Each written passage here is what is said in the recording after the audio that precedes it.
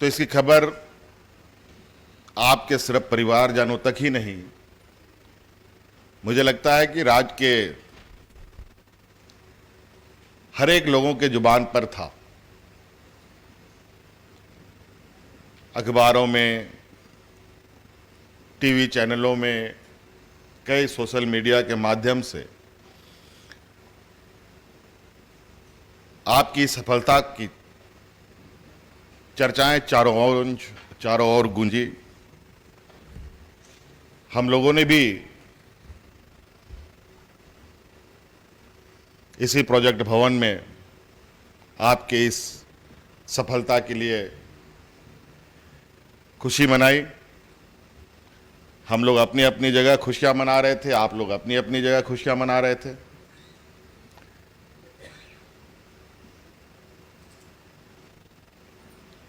तो मन में ख्याल आया कि ये खुशियां एक दूसरे से कैसे बांटा जाए।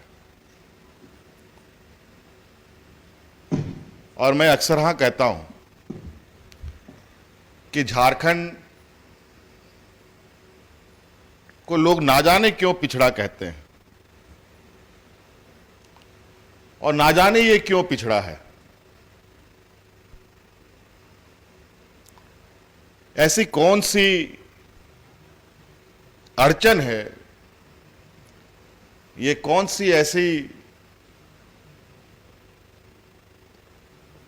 समस्या है जिसके वजह से ये राज्य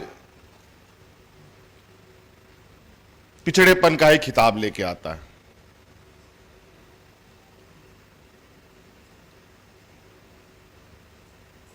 मुझे आज भी इसका सही जवाब नहीं मिल पाया। सरकार बनने के बाद से मैं इस सवाल का हल ढूंढने की लगातार प्रयास में हूं। एक सवाल का समाधान निकालता हूं, दूसरा सवाल आगे खड़ा हो जाता है,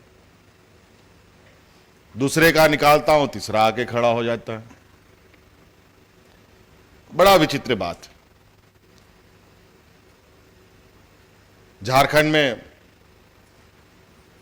नेतरहाट बोर्डिंग स्कूल है, आप सब लोग जानते हैं, और इस स्कूल ने इतने आईएएस आईपीएस देश को दिया है, शायद ही कोई संस्थान इतना आईएएस आईपीएस दिया होगा।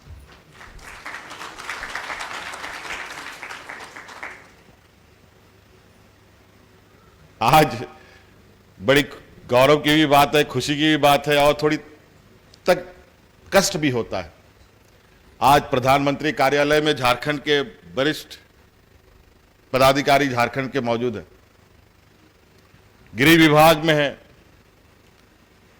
केंद्र सरकार के, कैबिनेट में है केंद्र सरकार के, ग्रामीण विकास में है केंद्र सरकार के, सभी झारखंड के वरिष्ठ पदाधिकारी लोग वहां मौजूद हैं।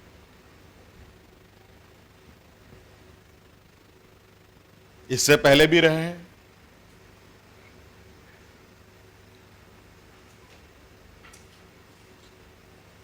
तो देश के कोने कोने में झारखंड के होनहार विद्वान नौजवान मौजूद हैं। झारखंड ही नहीं, देश दुनिया के अलग अलग कोने में प्राइवेट सेक्टरों में भी हैं।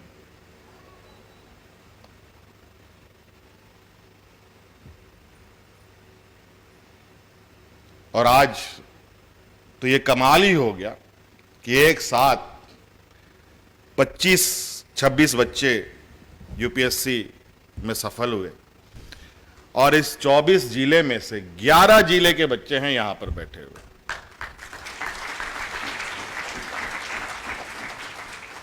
और 11 जिले, रांची से 8, बोकारो से 1, देवघर से 5, धनबाद से 2, गढ़वा से 2, गिरिडीह से 2, गुमला से 1, लातेहार से 1, लोहरदगा, मुझे लगता है कि झारखंड प्रदेश का सबसे छोटा जिला है, सबसे छोटा जिला, वहां से भी पलामू से 2, सरायकेला से 2।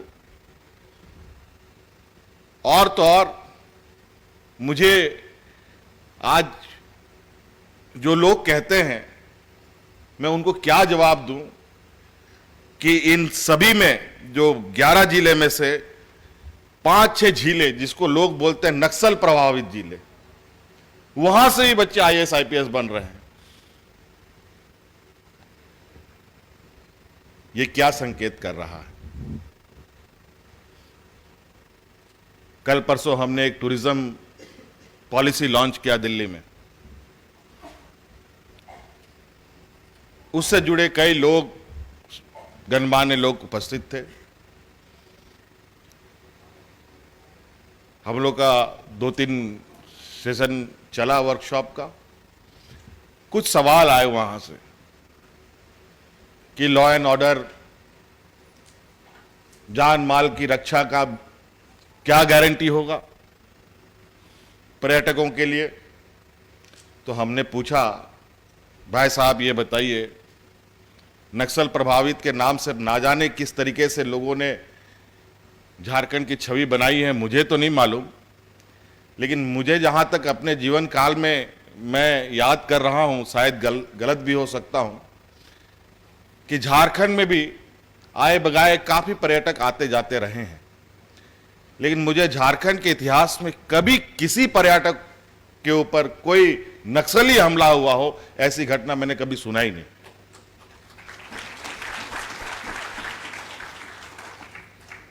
उनकी अपनी ट्रैक है,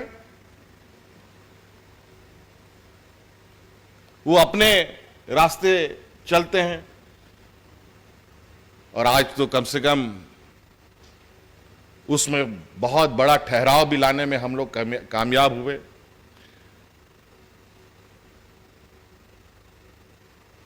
इसीलिए मैं कहता था, हमेशा इस बात को कहता हूं, झारखंड एक ऐसा प्रदेश है जहां सिर्फ हमारे राज्य में खनिज संपदा ही सिर्फ नहीं है,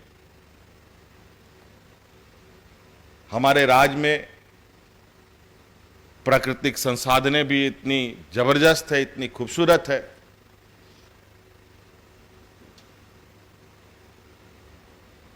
और यहां पर जो शिक्षा का स्तर है, आज इतना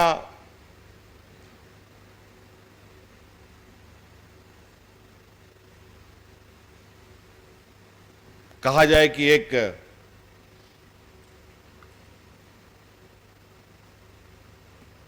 काफी चुनौती भरा राज्य में शिक्षा का जो स्तर रहा है, आज ये परिणाम आप लोगों का जो 26 बच्चों की जो यूपीएससी, उससे पहले कई लोगों की आईएएस आईपीएस में नौकरियां, विभिन्न प्राइवेट सेक्टर में, राज्य सरकार में नियुक्तियां, इससे बिल्कुल स्पष्ट होता है इसमें शिक्षा में भी, इसमें यहाँ के बच्चों में कोई कमी नहीं है। ये भी कहीं भी किसी भी चुनौती को अगर ठान ले तो उस चुनौती का सामना बहुत बेहतर तरीके से कर सकते हैं। आज थोड़ी सी आप लोगों की जो 26 बच्चे हैं, इनके थोड़ी सी मैं विवरणी सरसरी निगाहों से देख रहा था।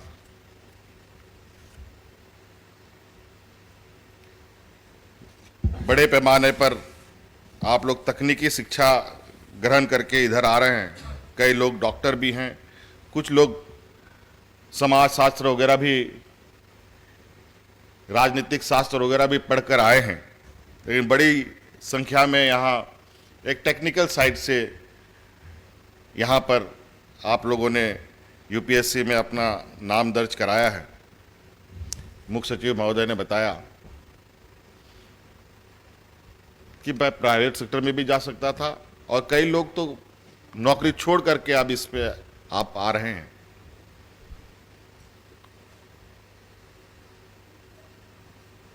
आपको कहाँ किस राज्य में पोस्टिंग मिलेगी या किस राज्य में आपको ये मिलेगा, इसकी जानकारी तो मेरे पास नहीं है, लेकिन निश्चित रूप से ये काम बहुत चीजें जो आपके साथ बाय डिफॉल्ट अटैच होके आ रही है। आप डॉक्टर हैं, इंजीनियर हैं, कभी कभी आपको बहुत कठिन परिस्थितियों का भी सामना करना पड़ेगा। कुछ जो नियुक्तियां होती हैं, कुछ पदाधिकारी होते हैं जिनके साथ स्वाभाविक रूप से जो उनका दायित्व बनता है, कुछ ऐसे दायित्व हैं जिसको निर्वहन करना उसके लिए उसका कर्तव्य बनता है, चाहे वो बीडीओ हो, सीओ हो, डीसी हो, एसपी हो। जैसे कि हम झारखंड की बात करें, लोग नक्सल क्षेत्र बात करते हैं, रात में कहीं घटना घट गई, नक्सल क्षेत्र है, उग्रवादी प्रभावित क्षेत्र है, बहुत सारे लोग डर से रात में वहां नहीं जाते हैं। मैंने कई बार अनुभव किया। आजकल तो सरकार ने मंत्रियों, मुख्यमंत्रियों या जो भी हो वीआईपीओ पर लाल बत्ती लगाना मना कर दिया है, और कभी कभी मैं देखता था कि उग्रवादी प्रभावित क्षेत्र से अगर वो गाड़ियां गुजर रही हैं तो सारी लाल बत्तियां बंद हो जाती थी। क्यों? नक्सल टारगेट कर लेंगे। मुझे भी कभी कभी प्रशासन के द्वारा यह सलाह दिया गया कि आप अपना रास्ता थोड़ा सा डाइवर्ट कर लीजिए, इधर मूवमेंट चल रहा है। मैं बहुत आश्चर्य होता रहा उसमें, आखिर करना क्या चाहते हैं? रोकना उनको चाहिए तो रोक हमें रहे हैं, हमारी रास्ते डाइवर्ट कर रहे हैं। रास्ते तो उनकी डाइवर्ट हमें करनी चाहिए थी।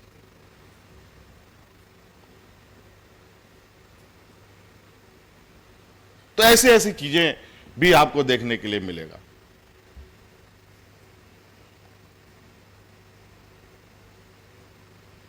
और निश्चित रूप से यह आप लोगों का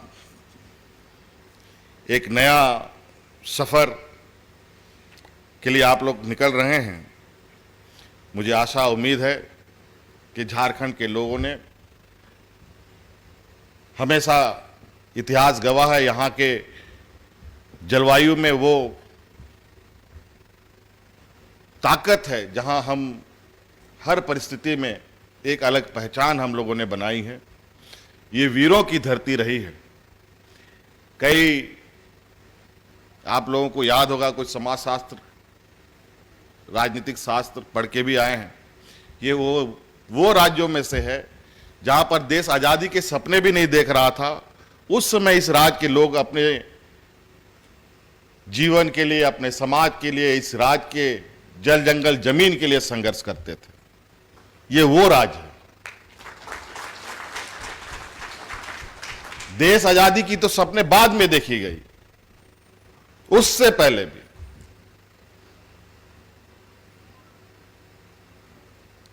हम लोग ऐसे राज्य के वासी हैं जहां समुंदर से सबसे पहले जब धरती की उत्पत्ति हुई तो ये झारखंड ही पहला बीच था, जहां, जिसको हम चाईबासा कहते हैं, वही एरिया जो आज 5,000-6,000 करोड़ साल पुराना इतिहास के पन्नों में दर्ज है। अभी हम 15 करोड़ साल पुराना फॉसिल पार्क का उद्घाटन हम लोगों ने साहिबगंज जिले में किया। तो कई चीजें इस झारखंड के गर्व में है जो आज तक शायद हमें भी नहीं पता।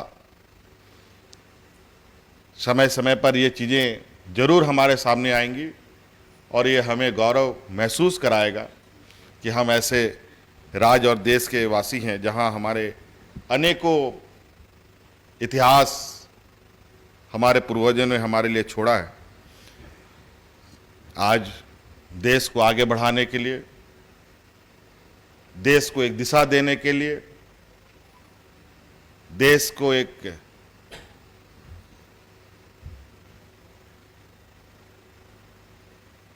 तेज गति देने के लिए आप लोगों का चयन हुआ है।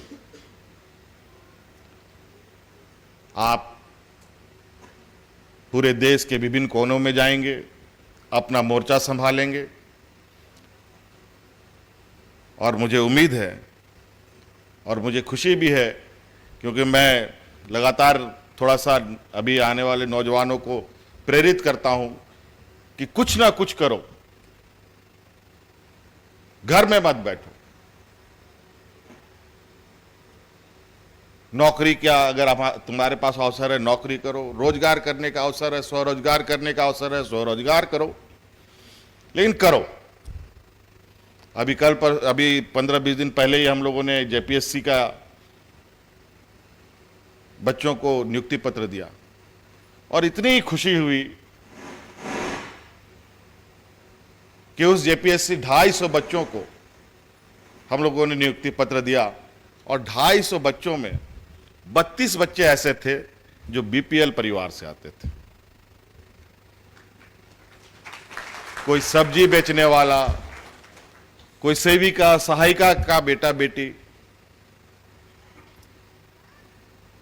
तो आप अंदाजा लगा सकते हैं कि सीमित संसाधन में कितनी लंबी और कितनी सटीक तरीके से हमारे बच्चे हर चीज की तैयारी करते हैं।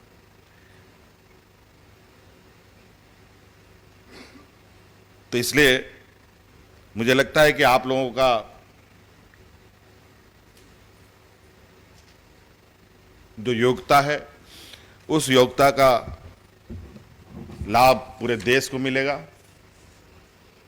और हम चाहेंगे कि आप लोगों को इस राज्य से, चूंकि आप लोग बिलोंग करते हैं, इस राज्य से आते हैं, इस राज्य के प्रति भी आप लोगों पूरे देश दुनिया के अलग अलग कोनों में जाएंगे, आप लोगों को कोई अच्छा सुझाव होगा तो हम बिल्कुल मुख्यमंत्री कार्यालय की तरफ से आश्वस्त करना चाहेंगे। आप अपना सुझाव निश्चित रूप से हमें उपलब्ध कराएं ताकि इस राज्य को भी हम कोई दिशा देने में आपकी उस सुझाव का उपयोग कर पाएं। अभी तो हम लोगों ने मुख्यमंत्री सारथी योजना लाने का निर्णय लिया है और उस पर हम लोगों ने राज्य के नौजवानों को किसी भी कॉम्पिटिटिव एग्जाम की तैयारी करने के लिए, चाहे यूपीएससी कीजिए, जेपीएससी कीजिए, मेडिकल कीजिए, इंजीनियरिंग कीजिए, व्हाटएवर, जो भी आप एग्जाम में बैठना चाहते हैं, प्रतियोगिता में बैठना चाहते हैं, क्योंकि ये राज्य थोड़ा सा आर्थिक रूप से लोगों में बहुत मजबूती लोगों के बीच में नहीं है, तो हम लोगों ने निर्णय लिया है कि जो भी बच्चा यहाँ पर चाहे किसी भी वर्ग का हो, किसी भी कॉम्पिटिटिव एग्जाम की तैयारी करेगा, उसका पूरा खर्चा अब राज्य सरकार वहन करेगी। ये हम लोगों ने, आप लोगों ने तो पहले भी सुना होगा, देश में यह पहला राज्य है जहां पर सरकार अपने खर्चे से विदेशों में भी बच्चों को पढ़ने के लिए भेजने का काम कर रही है। इसका दायरा भी हम लोगों ने बढ़ा दिया है। अभी इस बार और भी बच्चों का चयन होना है। पिछले बार तो पहली बार मुझे उम्मीद नहीं थी कि हम लोग ये प्रोग्राम शुरू कर पाएंगे, लेकिन शायद उन बच्चों को बेहतर शिक्षा लिखना किस्मत में था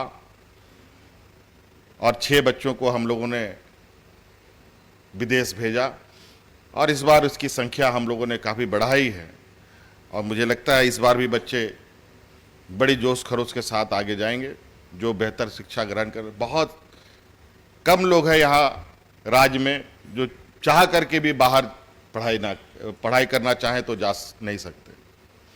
तो ये पहली ये हम लोगों ने ये कार्य योजना बनाया। तो इस वजह से इस तरीके से अलग अलग तरीके से हम लोग शिक्षा को थोड़ा सा एक मजबूत स्तंभ बनाने का प्रयास कर रहे हैं। इस स्कूल को भी अब हम लोग जो हमारे प्राइवेट सरकारी स्कूल हैं, इसको भी आज के